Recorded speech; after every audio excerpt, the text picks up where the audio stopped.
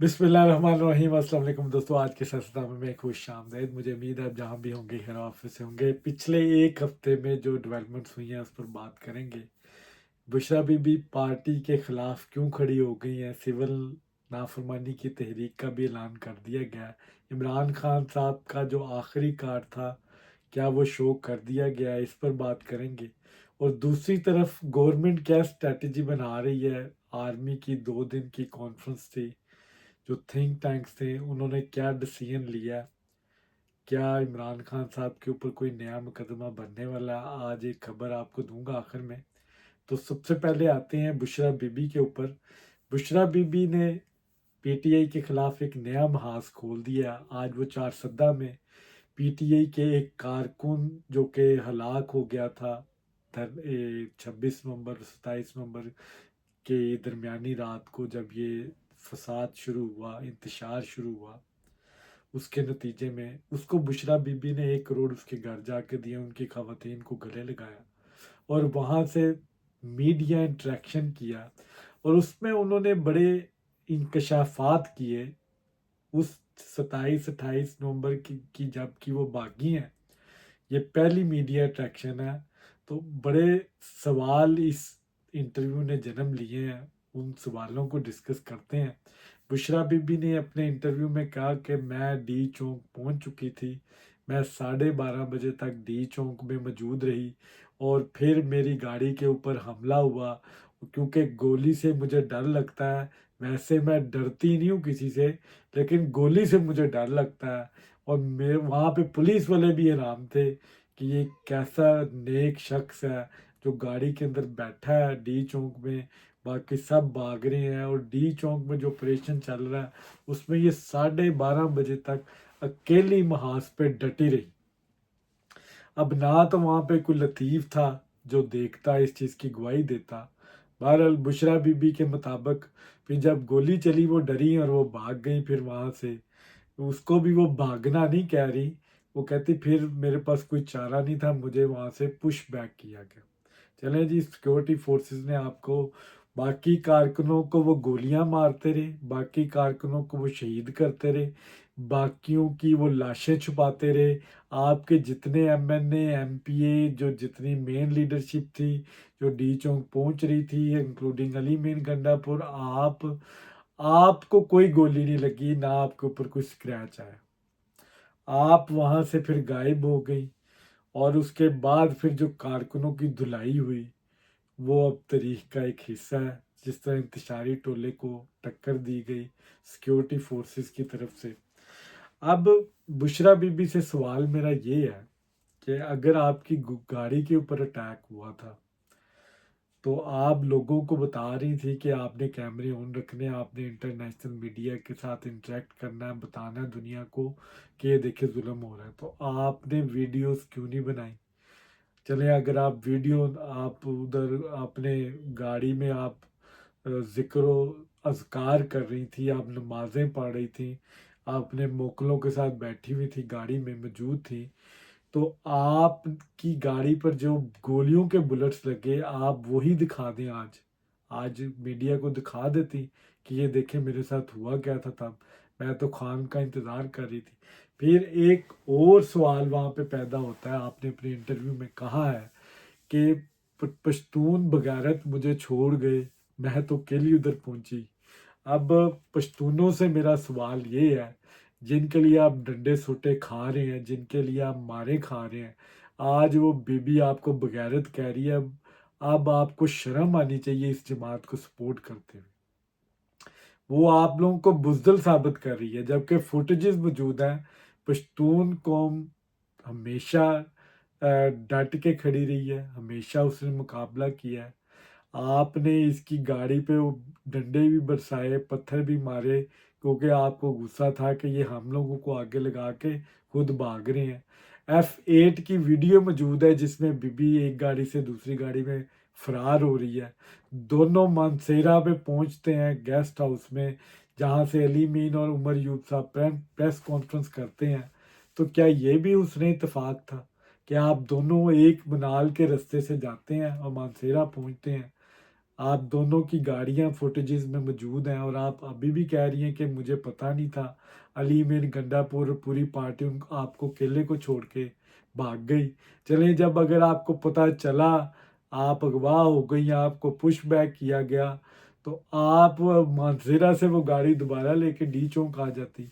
अब हकीकत क्या है इस तमाम सिनेरियो में कि आपने वो फुटेजेस देखी होंगी जिसमें इनके कारकुनान शुरू में डी चौक के पास जाते हैं, कंटेनर जहाँ पे लगे हुए थे, वहां से फिर ऑपरेशन शुरू होता है। डी चौक तक तो कोई पहुंचा ही नहीं है, इनकी गाड़ियां तो बहुत पीछे थी डी चौक से। तो ये झूठ बोल रही हैं, और झूठ भी इन्होंने ऐसा बोला है जो इमरान खान साहब से भी एक अगला लेवल है। ये पीटीआई के लोगों को, पश्तूनों को बेवकूफ़ बना सकते हैं, पाकिस्तान की आवाम को बेवकूफ़ नहीं बना सकते। और आखिर में इन्होंने एक और जुमला बोला कि मैं भागने वाली औरत नहीं हूँ। मैं तो अब इस पर खावर मानिका साहब को बड़ा एतराज़ है कि आप भागने वाली नहीं हैं, तो आप कौन किस किस्म की आप औरत है? आपने भागने का कोई मौका जाने नहीं दिया। आप भागने के तमाम रिकॉर्ड तोड़ चुकी हैं। आप झूठ बोलने की भी तमाम रिकॉर्ड तोड़ चुकी हैं। आपकी पार्टी इस वक्त कुछ और बयानियां दे रही है, आप कुछ और बयानियां दे रही हैं। आपकी जो बातें हैं वो आपकी पार्टी इंडोर्स नहीं करी। आपने 1 करोड़ रुपया किस हैसियत से दिया है चारसद्दा में जाके उस कारकुन को? आपके पास ना तो कोई पार्टी का ओहदा है, ना आप केपी हुकूमत की कोई रिप्रेजेंटेटिव हैं। आपके पास ये फंड आया कहाँ से, किसने दिया? और एक और चीज़ है, आप अपने आप को सियासत से कहती हैं कि मेरा लेना देना नहीं। तो आप जो एक एक्टिविटी कर रही हैं, ये एक्टिविटी तो आपके वज़ीर आला ने नहीं अभी तक की, आपके चेयरमैन ने नहीं की, गौहर खान ने, आपके जनरल सेक्रेटरी ने नहीं की। आप किस हैसियत से फंड्स बांटती फिर रही हैं? ये कंट्राडिक्शन, इसके सवाल अब पीटीआई से लेने पड़ेंगे। आप भागने वाली नहीं होंगी, आप पैदल चलने वाली होंगी, आप गाड़ियों से दौड़ने वाली होंगी, आप डरने वाली होंगी। आपको किसी से डर नहीं लगता, लेकिन आपने साबित किया कि आपको मौत से डर लगता है और गोली से डर लगता है। और ये एक इंसानी फितरत है।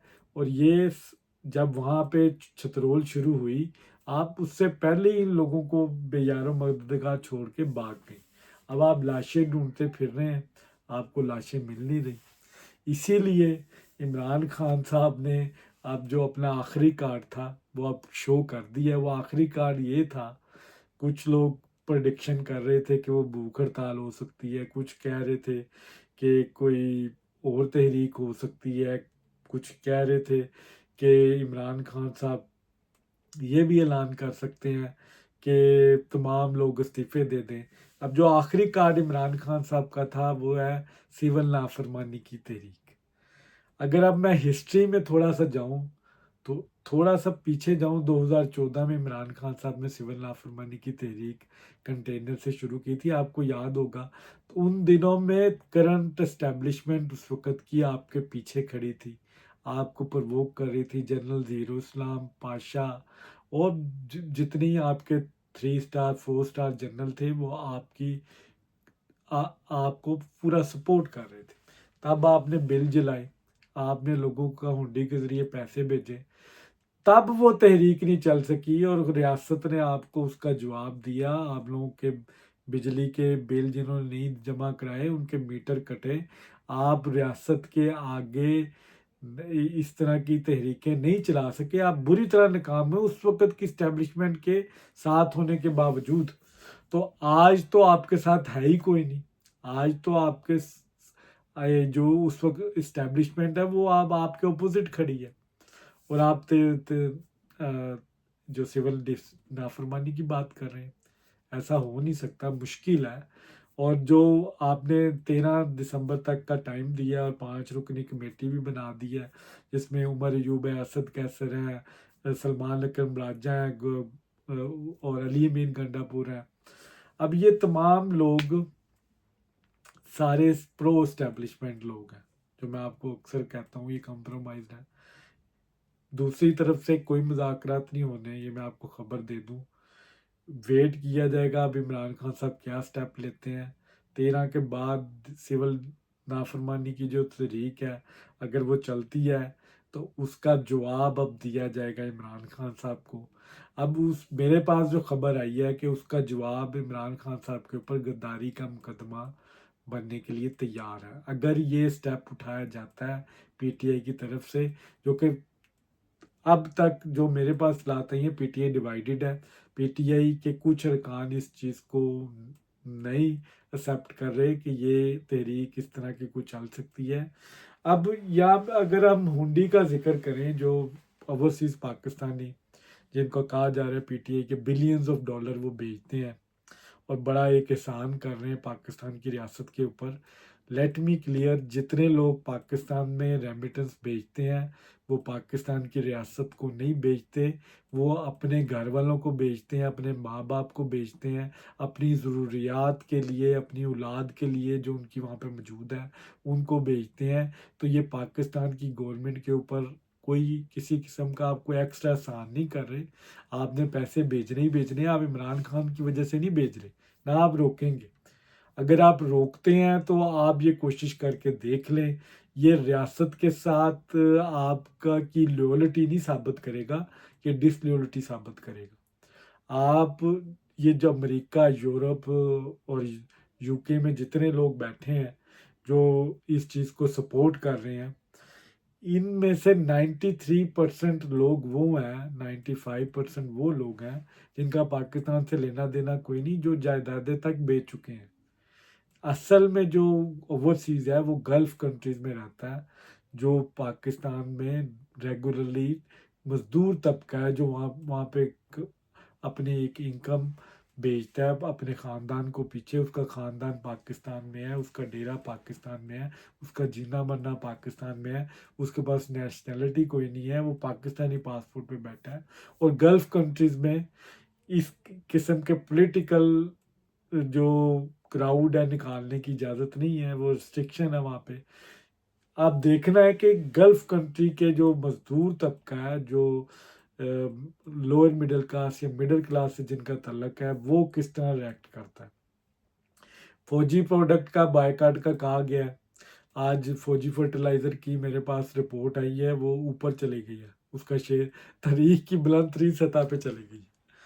अब ये अगर आपने फौजी प्रोडक्ट का बायकाट करना है तो सबसे पहले, अगर आप वाकई आपके अंदर शऊर है, तो आप इमरान खान साहब का भी बायकॉट करें, वो भी एक फौजी प्रोडक्ट है, उसको लॉन्च करने वाले फौजी हैं। फिर आप जिन डीएचओ में बैठे हुए हैं, आपकी आधे से ज़्यादा पार्टी के प्लॉट है डीएचए में, आप उनको पे करते हैं मेंटेनेंस के नाम पे, आप उनको रोड स्ट्रक्चर के इंफ्रास्ट्रक्चर के लिए पे करते हैं, आप उनको सिवरेजेस का पे करते हैं। सबसे पहले आप चलें प्लॉट ना छोड़ें, अपनी ये रिहाइशें ना छोड़ें, आप ये फंड्स सिर्फ बंद कर दें, इनको फंड ना दें कि हम आपको नहीं देंगे। डीएचए में जितने इनके लीडरान के प्लॉट्स हैं, वो अब इनको फंड्स ना दें, किसी किस्म की जो बिल्डिंग वो बेचते हैं वो ना दें। मैं देखता हूँ कि इनके अंदर इतनी ज़रूरत कहाँ से आती है। आगाज़ अपने लीडरान से करें, आप बेवकूफ़ अवाम को ना बनाएं। आपने फिर मुंह की खानी है, इमरान खान साहब के ऊपर गद्दारी का मुकदमा बनवा देना आपने। आप एंटी सोशल राइट्स जो कर रहे हैं दुनिया को दिखाने के लिए, ये पाकिस्तान के साथ आप कोई किसी किस्म की आप मोहब्बत वतनी शो नहीं कर रहे, आप पाकिस्तान से दुश्मनी शो कर रहे हैं। पाकिस्तान की एंटी फोर्सेस ये चाहती हैं कि पाकिस्तान में इस तरह की कोई मूवमेंट चले जिससे पाकिस्तान की बदनामी हो। पाकिस्तान की स्टॉक मार्केट इस वक्त बूम कर रही है, 1,05,000 से ऊपर चली गई है। इकोनॉमिक इंडिकेटर पॉजिटिव है, इन्फ्लेशन रेट 4.9 पे आ गया है 35% से। तो ये तमाम चीज़ें शो कर रही है कि आने वाला वक्त पाकिस्तान में स्टेबल है, पॉलिटिकल स्टेबिलिटी आएगी, इन्फ्लेशन और कम होगा, रोज़गार के मौके बनेंगे, फॉरेन इन्वेस्टमेंट आ रही है। ये आज जो आपको स्टॉक मार्केट नज़र आ रही है कि ऊपर जा रही है, इसके समरात आपको कुछ अरसे बाद नज़र आएंगे।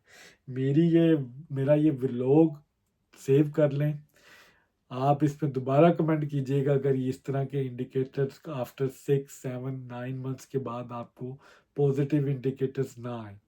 पाकिस्तान तरक्की कर रहा है। पाकिस्तान की जो 2 दिन पहले एक आर्मी की 2 दिन की एक जो थिंक टैंक्स थे, उन्होंने बैठकर बकायदा ये प्लान बना लिया है कि जो 24 नवंबर और 9 मई को जो इंसिडेंट्स हुए, उनको इन्होंने प्रोटेस्ट नहीं कहा, उन्होंने इंतशारी टोला कहा, और इसके खिलाफ उन्होंने कहा अब एक्शन लेना पड़ेगा। ये मैं आर्मी चीफ की बात नहीं कर रहा, ये वो लोग हैं जो आर्मी को ऑब्जर्व करते हैं, आर्मी के अंदर की सूरत हाल और बाहर की सूरत हाल के क्या चल रहा है, इंडिपेंडेंट होते हैं जर्नैल, और ये अपनी राय देते हैं। इन्होंने अब ये उस कॉन्फ्रेंस में ये फैसला कर लिया है कि हमने इंतशारी टोले को नहीं छोड़ना जो पाकिस्तान में दहशतगर्दी करता है, पाकिस्तान की आर्म फोर्सेस पे अटैक करता है, पाकिस्तान की इंस्टॉलेशंस जो आर्मी की हैं उन पर अटैक करता है, इनको हमने नहीं छोड़ना। और दूसरा उन्होंने फेक न्यूज़ की बात की है, जो कि अब मुस्तकबिल में आपको एक टास्क फोर्स बनने वाली है जो फेक न्यूज़ के ऊपर काम करेगी। तो ज़बरदस्त क्रैकडाउन होएगा। आर्मी ने इंडिकेटर्स दे दिए हैं। किसी किस्म की रियायत इमरान खान साहब को मिलने, मेरे नज़दीक, मेरे पास कोई इस तरह की इंफॉर्मेशन नहीं है कि वो मिलेगी। जो थोड़ी बहुत उनके पास चांस था वो भी उन्होंने लूज़ कर दिया। अब केपी के लोग भी नहीं निकलेंगे 13-14 को जो उनका जलसा है, अब उसमें भी इन्होंने थोड़े बहुत नारे लगाने हैं। अली मीन गंडापुर साहब थोड़ा सा शो करेंगे, लेकिन ये कर कुछ नहीं सकते। ये रियासत के ऊपर नहीं चढ़ सकते, ये रियासत से नहीं जी सकते। पाकिस्तान की रियासत एक मजबूत हाथों में है, एक मजबूत गवर्नमेंट है जिसके पीछे पूरी इस्टेब्लिशमेंट खड़ी है। इसके साथ आप नहीं लड़ सकते। लेकिन पीटीआई बजिद है कि उन्होंने इस दीवार को टक्कर मार के अपना सर फड़वाना ही फड़वाना है। अब देखते ये हैं कि इस एक्ट के नतीजे में इनके सरों पे कितने टांके लगते हैं।